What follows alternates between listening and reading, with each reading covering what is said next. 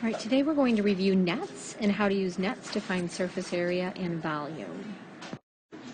Remember, all a net is a flattened version of a 3D shape. So what you're seeing here is on the left-hand side, this is our net. Think of it as what would probably come out of the machine at a factory where they're making boxes. This would come out first, and then when it gets assembled, it will end up looking like a box, in this case a 3D shape. So the net is just the flattened version. It can still have dimensions on it, and you can use those dimensions to find both surface area and volume. So the net you're seeing right here is a net for a rectangular prism. Remember, rectangular prisms have 6 faces, and they are also made up of all rectangles. So it makes sense when you're looking at it if you had to predict if it could be folded. This goes into really having to visualize whether, thinking about, okay, well, if I folded it this way, would it actually fold into that rectangular prism box? So here I usually think of like, ooh, I'm going to flip that up. That will give me the ends. I'll flip that up, give me the other end. Flip that up, it gives me a side. Flip that up, gives me a side. And when that's up, this can actually fold over to become my top. Okay, so that's what a net is. Well, we're going to look at a couple different nets and either find volume or surface area using it. So let's start with this net. With this net, you can see that each one of the faces is a square because it is a 3 unit by 3 unit square for each face. And again, if I were to fold up the edges and then use this one to become the top, it would form a 3D shape. And in this particular case, it's going to be a cube because all the faces will be a square. So we're now going to use this net to actually find either volume or surface area. I think we'll find surface area. Sometimes the first thing I do is I actually draw the 3D shape of it. It sometimes helps me out. So I'm just going to draw a cube. It doesn't have to be perfect. And here's my cube. Okay, now that I've decided it is a cube. Now in this case, because it's a cube, I'm lucky because every edge is going to be 3 units long, whatever that happens to be. So I know that this is going to be 3, this is going to be 3, and this is going to be 3. So if I had to find the surface area, life is pretty good because if I'm finding surface area, remember I have to find the area of every face and then add them together. But the beauty is all of the faces will have the exact same area. So I'm going to use the formula A equals LW.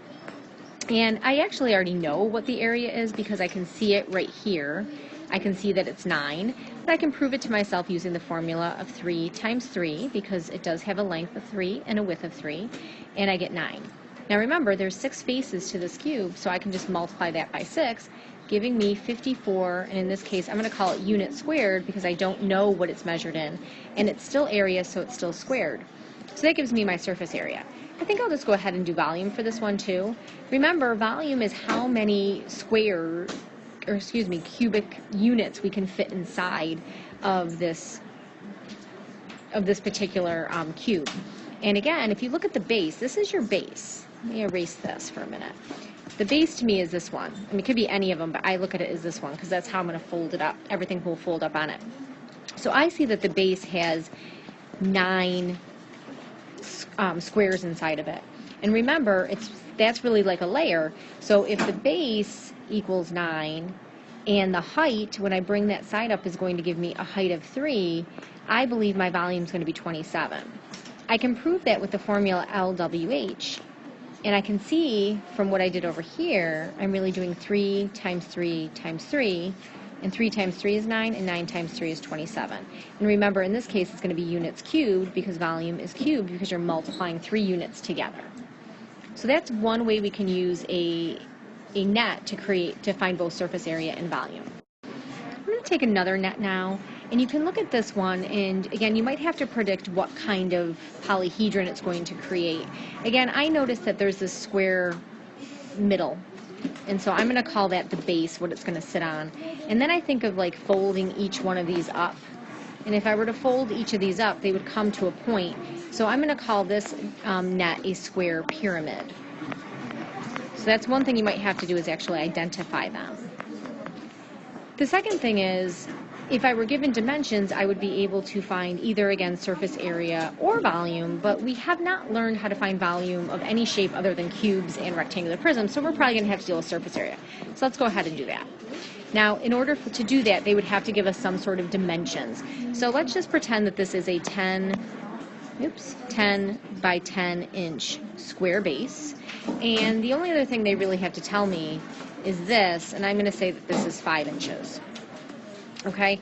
Again, remember, even though it's not necessary, we don't see it as a 3D shape. If I want to, I can do that. If I know it's a square pyramid, I can try to draw it. These I'm not very good at, but I will try. Okay? And I could go ahead and label it that way if I want. But either way, you have the same information. So because I'm going to do surface area, I'm noticing that I'm going to have to find the area of the square, and then I'm going to have to find the area of these triangles, which they all appear to be congruent. So that means I'm going to be multiplying that by 4. I don't have any grid lines, so I'm going to have to use my formulas. A equals LW, and for triangles, A equals half BH. For the square, it's a nice square, so it's a 10 by 10, and so I find out that my area is exactly 100 inches squared. And for my triangle, it's going to be 1/2 BH. Now, again, looking at the B is actually a side of the square, so that's going to be 10, and then the height is 5. So it's half of 50, which is giving me 25, and that's just for one triangle, and I have 4 of them, so I'm going to multiply that by 4. So I get 100 inches squared. To get the total surface area, I just simply add up my 2 100ths, and I find out that the surface area is 2 inches squared. So that will tell you how we can use nets to find both surface area and volume.